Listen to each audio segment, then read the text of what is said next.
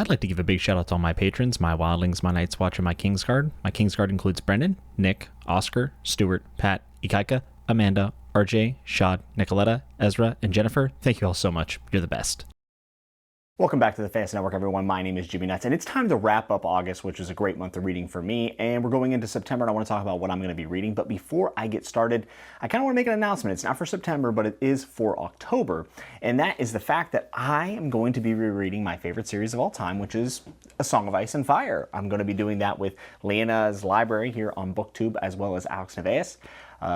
They have organized a bit of a read along where we're going to do one book a month, and we're not just going to do the first 5 books of A Song of Ice and Fire. We're also going to do the Duncan Egg Tales, which is a collection of short stories found in A Night of the Seven Kingdoms, and also Fire and Blood, which I think a lot of Gurm fans haven't actually made the leap to go read because it is a bit of a different book. So I think it's going to be a really cool experience, and if you want to join us along, we're going to do a live stream each month. We're not going to break it down like this is what we're reading this week and that. It's just a book a month in order. I'm not sure if Fire and Blood and Night of the Seven Kings which will come first, but it'll be after the main 5. And each month we're going to have a live stream on either Alex's, Leanna's, or my channel. So we'll be rotating between those. Probably put them into a nice organized playlist for you. But if you've wanted to reread, or you've never read before, this is probably a really good time for that. House of the Dragon's coming out early next year, and I think it's a way to kind of get excited about that show. But in general, I'm just so excited to bounce back into these books, and I hope that you'll join us for those live discussions each month as we plow through. And I'll probably do some A Song of Ice and Fire content here on the channel as well, maybe like top moments for each book, but I wanted to put that out there. That's going to start in October. So let's talk about what I read in August. August was a strong reading month for me. I'm going to sneak a book in. I actually finished on September 1st, and I'll talk about that last. But first, let's talk about Malazan, because I read 2 Malazan books here.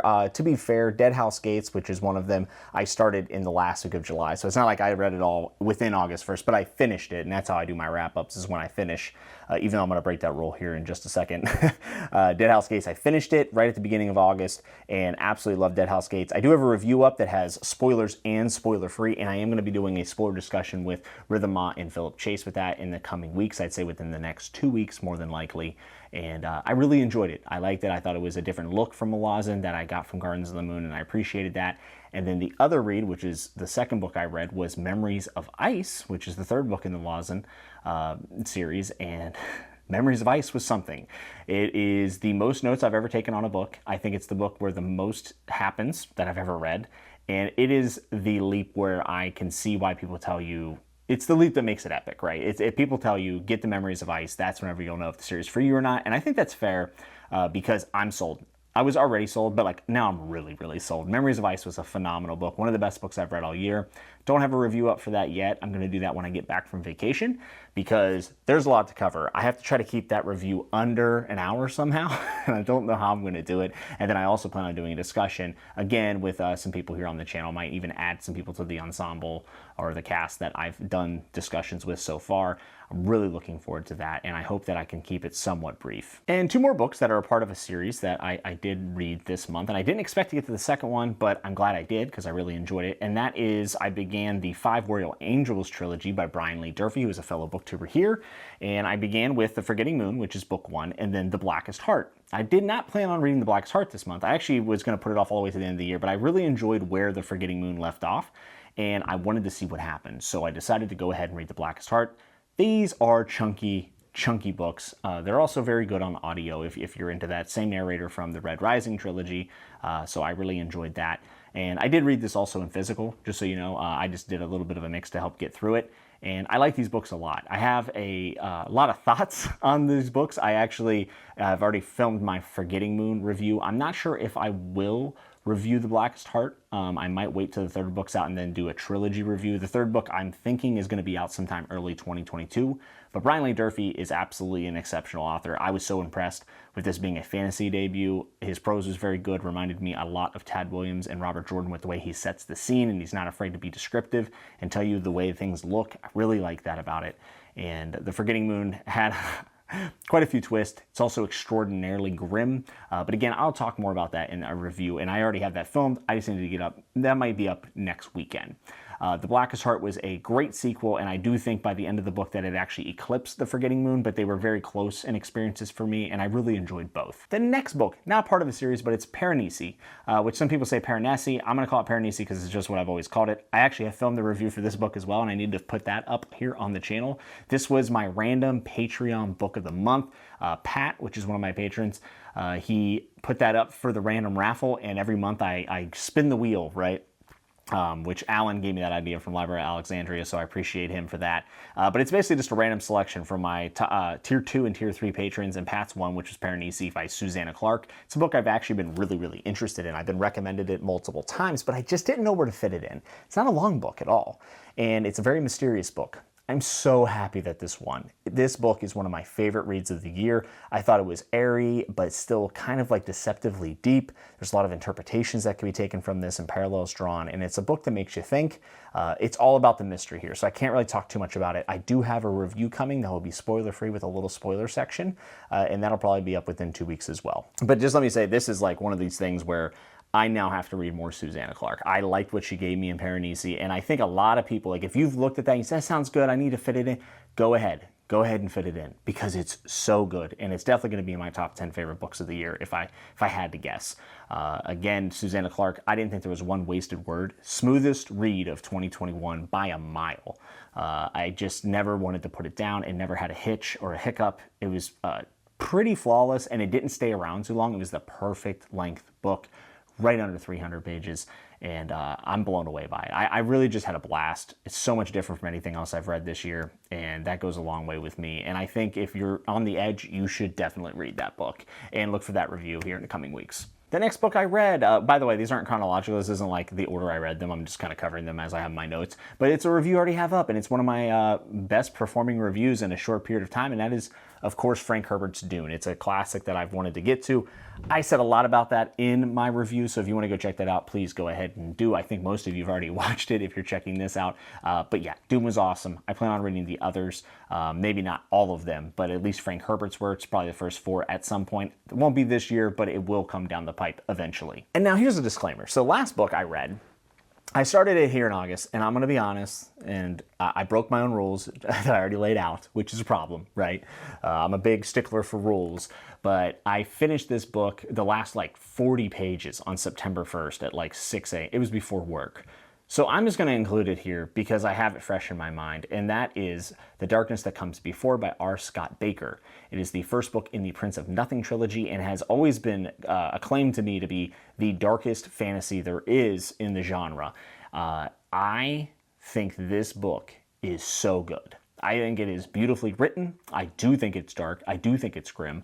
Have I read things that are technically more grim? Yes, I would even say some parts of The Forgetting Moon and definitely The Blackest Heart actually, skeeved me out a bit more. But it is the layer and the depth at which R. Scott Baker investigates these things and the impact of the awful things that are happening in his world is extraordinarily bleak. People throw around the word nihilist. I can see that, but I think there's also a lot more here than just that. And also people seem to get that conflated with maybe what the author really feels about real life. I don't necessarily think that's true. I think he's investigating some extraordinarily difficult things to talk about, and he's doing it in a world that's very well realized with characters that I think are very complex and interesting. R. Scott Baker immediately with one book has solidified himself as what I would consider one of the best writers in the genre just from prose, and also his approach to narrative. It's very good. Does give you a little bit of that Malazan feel, I think, but not as extreme on the confusion. But this world it's dense, and there's a lot to it, and it's all not spoon-fed to you. But I think he did a really good job of relaying it. By the end of book 1, it was like one of those books where I found myself having trouble picking it up. Not because it was bad, it was just like, because when I picked it up, I knew I was going to be sitting with it for a few hours. But once I did pick it up, I mean, it was off to the races. I was just absolutely engulfed in it. I went ahead and ordered book 2 and 3. And again, this is another book, kind of like Brian Lee Durfee's book, where I said, I will get to 2 and 3 later. I'll probably getting to 2, hopefully this month, if not this month, next month. This is a priority for me. I really liked what he was doing there. I think it was missing a little bit. I think there's like a little bit of charm that could be maybe just dashed in just to lighten her a little bit, man. But that's not what he wants to do, then that's not what he wants to do. I thought it was excellent. and I will definitely do a review for that book. I have no idea when that will happen. It could be even like a month away, but be on the lookout for that if you've been curious about Prince of Nothing or R. Scott Baker's work, because there's a lot of conversation around that. I hope to add to that and maybe get some new eyes on that book as we go forward. So does anything from August get the nut button? Yes, I'm going to hit it once, and I'm going to say Dune and Memories of Ice. Nut. Get the nut button. The Darkness That Comes Before was extraordinarily close, but there's still just a little bit more I want from that before I can hit the nut button on it. But we'll see where book 2 takes me in the future. Now, let's talk about what I'm going to be reading in August. So obviously I'm posting this a few days into August, so I've already started this book, and that is Hyperion by Dan Simmons. I am kind of on a kick of sci-fi, of wanting to get some of the big dogs out of the way before I do newer things like Empire of Silence, finishing up The Expanse, things like that. So Hyperion has always been a priority. I've been told that it's the Canterbury Tales in space. Been told I would love it. There's a lot to it. It's a cohesive story that you can get a lot out of if you take a time to examine it, and I like that in a book. So far, I'm about halfway through. I'm really enjoying it. So Hyperion is absolutely going to be read this month. I'll probably finish in the next day or two, and I plan on reviewing that. And then the next book, which I will be reading probably while I'm on my little vacation here, and then when I get back, is going to be my random book for the month from my Patreon subscribers that are on tier 2 and 3. I have a massive list at this point. A lot of people have signed up, and I do appreciate the support. Thank you so much. But it's going to be random, and I usually, I've only done it once, so in September I randomly selected it, I filmed it, and I put it up for the Patreon members. But I said, let's extend the fun, and I'm going to do the random selection right here, right now.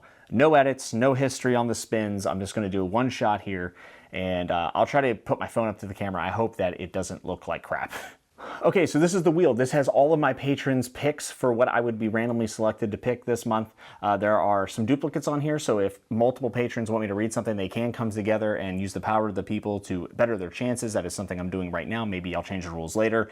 But we're going to spin this wheel, and honestly, I'm not sure what's going to happen. I haven't done this. There's no history on here or anything. So this is a one take, and I'm going to spin now. Let's see if I can I turn up? I don't know if it has sound. Let's see. Let's see what it does. How's it? There it is. We're spinning. We're spinning.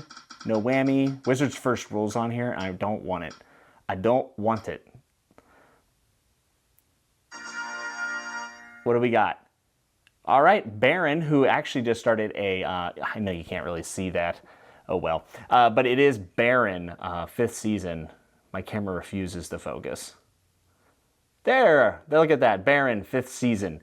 And I can't cut this. Let me focus back on my face. I can't cut this because I want you guys to think I edited it or anything. But Baron, who has just joined BookTube and has some excellent reviews already up, which is astounding for first reviews. They're usually a struggle. Baron hasn't struggled at all. His channel is Your Brain on Books. Your Brain on Books. Go check it out. Go check it out. Give it a subscription. But he has recommended The 5th Season by N.K. Jemisin, and that is the book that I will be reading as my random Patreon selected book of the month for September, and I can't wait. I think I'm going to be reading this in the coming days after I finish Hyperion, and that's really exciting because this is a book that I've been wanting to read since I got back into reading because I've heard so much about it and its unique place in the fantasy genre. So Baron, congratulations, and to all my patrons, better luck next month. So also September, big month, and a book that I'm going to be reading on release day is The Wisdom of Crowds by Joe Abercrombie. It is the final installment in the Age of Madness trilogy, and I am so excited. I am so very excited about this because the Age of Madness trilogy, I think, took Joe Abercrombie to a whole nother level, and he's definitely probably in my top 3 favorite authors at this moment, and I'm so excited to see how he finishes it up. I see that the page count's actually a little bit longer than books 1 and 2, which is great news for me, because even though they're super tight, the pacing's incredible, I just want more. I just want more Abercrombie, and I don't know when the next time we're going to get some more Abercrombie is. So, The Wisdom of Crowds comes out like not this Tuesday, but the Tuesday following, and I'm going to read it as soon as it comes out, and I can't wait. I'm nervous.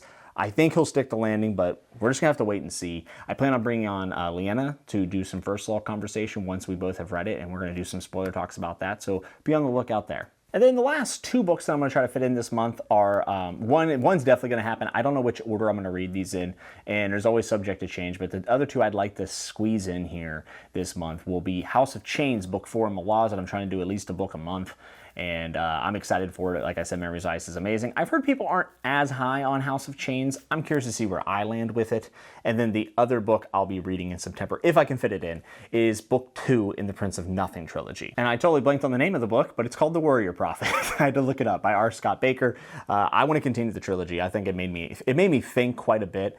The only way that this is going to get slipped off is, one, if I don't have enough time, or two, if I need a break from like really dense, dark fantasy, because Malazan does tend to be that for me. There could be a chance that I switch it out for something else, but the plan right now is to make that the book. Thank you so much for listening to me ramble. I apologize for the random shuffler thing, probably being awkward, being unedited, but I didn't want to do any cuts or anything because I wanted you to know it's truly random and a true selection in the time of filming, which it was. So I'm excited to get to that. I'm excited to read all these books, and I want to hear what you've read. So go down in the comments, hit me up, let me know what you read in August, what you're going to be reading in September. And if you want to put a book out for the random selection, you can always join the Patreon. That's for the top 2 tiers, which is the Night's Watch and the Kingsguard. Thank you to all of my patrons, all of my watchers, my subscribers, any way that you support me, even by just viewing this. I so much appreciate it.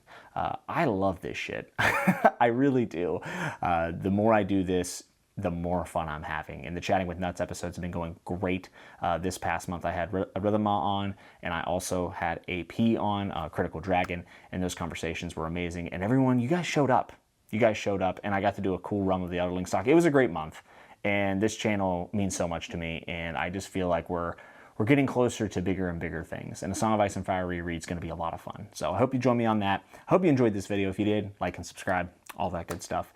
But until I see you next time, be good, be safe, and remember to always keep turning the page.